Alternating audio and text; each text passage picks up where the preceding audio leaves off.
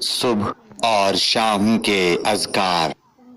جو شخص یہ دعا صبح اور شام پڑھے گا اسے کوئی چیز تکلیف نہیں دے گی۔ سنن نبی داؤد حدیث نمبر 5088۔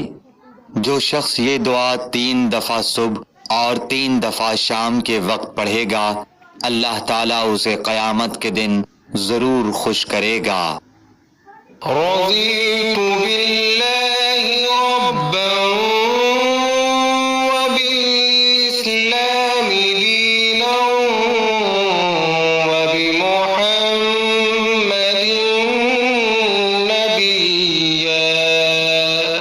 میں اللہ کے ساتھ اس کے رب ہونے پر راضی ہو گیا اور اسلام کے ساتھ اس کے دین ہونے پر اور محمد صلی اللہ علیہ وسلم کے ساتھ ان کے نبی ہونے پر۔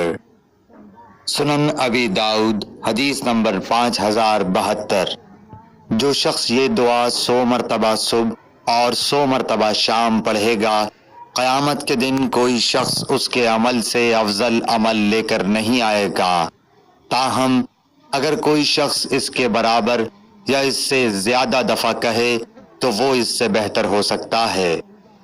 سبحان اللہ وبحمدہ۔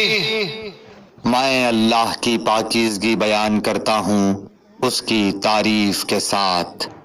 692